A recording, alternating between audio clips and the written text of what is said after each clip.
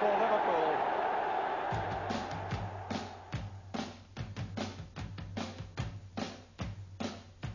There are cries of foul from FAHQ as Liverpool and Forest add to the list of persistent offenders.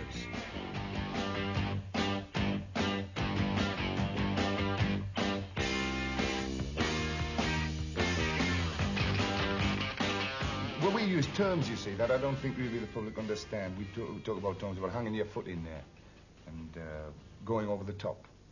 The standard. But nobody really understands them or how they happen. These two experienced footballers have agreed to demonstrate some of the intentional and dangerous fouls one sees in club football today. Their identity is concealed to protect them from possible FA charges of bringing the game into disrepute. This is the very effective and popular going over the top. Watch again.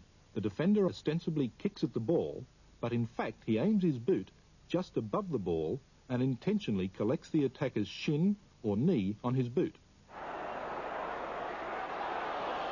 Riot, the culprit. The referee obviously feeling that he played over the top of the ball.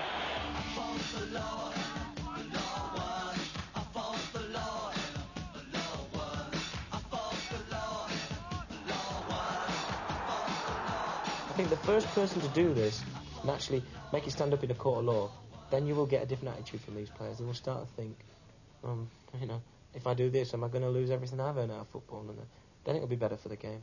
I believe it's a physical sport where the strong man has a place to play as well as the skillful man. The skilled man will only be good and his game will only improve if it's made difficult for him. Make it easy for good players to play? No way. The game would lose its appeal straight away. Our game is a physical game.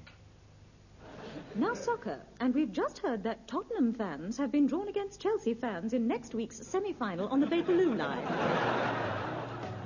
Malcolm Allison's misery continues as City suffer a humiliating cup defeat at Halifax and continue to struggle in the league, with the men Big Mal sold from City now coming back to haunt him.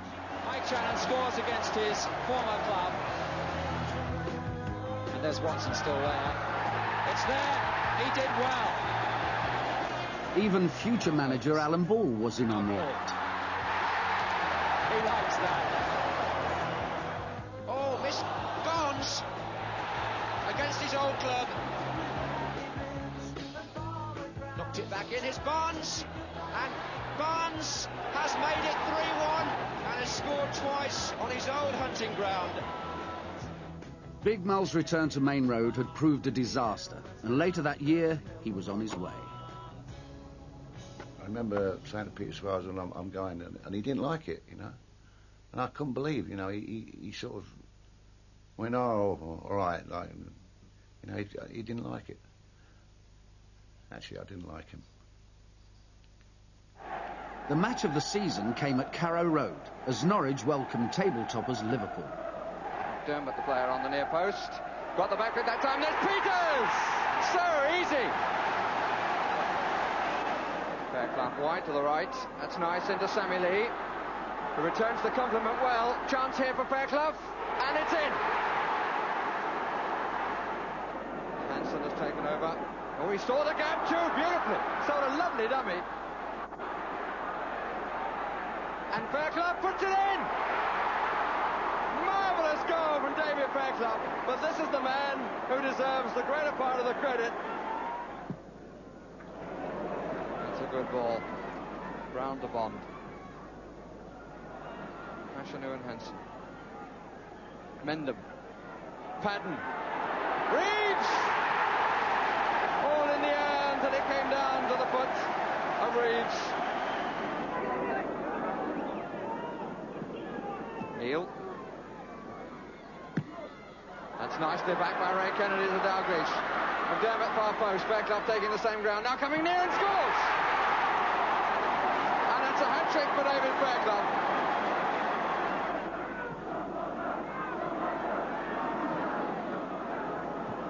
Ryan. Fashanu. Oh, what a goal! Oh, that's a magnificent goal! Didn't seem to be the room between Ray Clements' hand and the post. As the crowd applauds, surely one of the best goals I've seen at Carrow Road this season. Really sweet turn by the tall man and curling high up just away from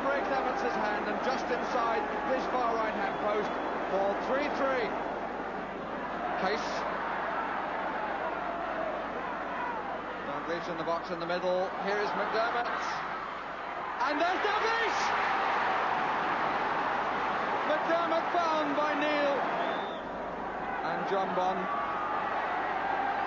saying everything for Norwich in that expression.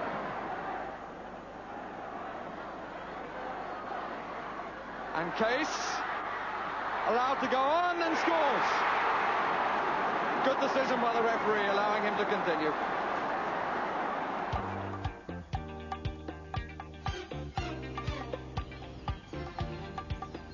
Justin, on behalf of Match of the Day, it's my very great pleasure to present you with this marvellous silver salver for scoring the goal of the season. Thank you. Thanks so much. Fashanu. Oh, what a goal! Oh, that's a magnificent goal! Betty and husband Alfred and mum and dad to Justin and his younger brother John, who also plays for Norwich. Yeah, John. Show it to the younger brother. A little bit special, that's right. Again.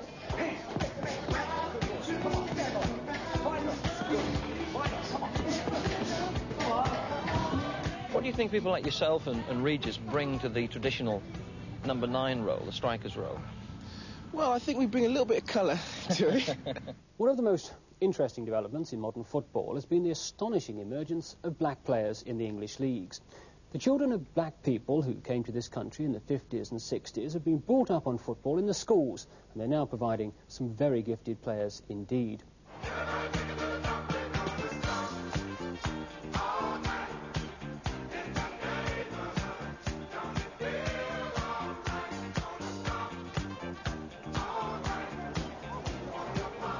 The collective skills of the All Blacks proved too much on the night.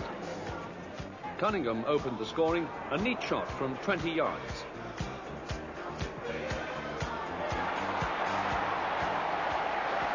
We were getting a lot of stick from the crowd back then, bananas and chanting, not just one or two, but thousands, the whole, maybe Shed End, the Millwall supporters and the Leeds supporters and Newcastle. But we should turn that negative into a positive and go out there and play football and try and win the game and say, well, this is how we can answer it. Meanwhile, in the 6th round of the FA Cup, Liverpool and Spurs meet at White Hart Lane. Liverpool's turn to look menacing. Johnson. Case. Phil Neal.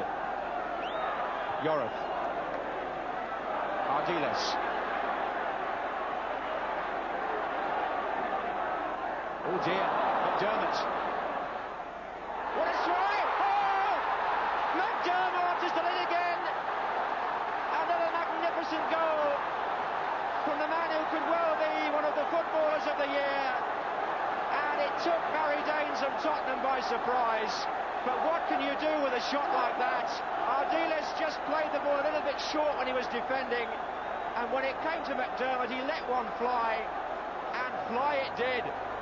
Somebody told me that before the season started, you and Graham Souness had a bet about who was going to score the most goals. Yeah, actually, after the match in the dressing room, he come straight over to me before he got changed and said, "There's your 25 quid." So I'm 25 quid the richer tonight. In sunny Sussex by the sea, Brighton and Hove Albion were enjoying their first season in the top flight, and not doing badly either. Back in November, they had become the first side to win a league game at Nottingham Forest for almost 3 years. Ryan, and he scores!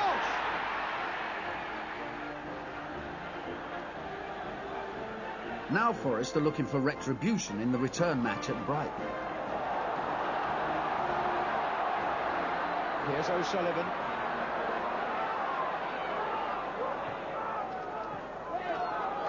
Ward. Williams. Good effort. Oh, Gary Williams. 25 yards out, 4 minutes from the end. And have Brighton done the double over Forest now, I wonder? I wasn't too happy with the atmosphere in the dressing room after the match, because it was a little bit flippant, and the atmosphere wasn't as bad as it should have been, having been beaten away from home to a side that shouldn't have lived with us.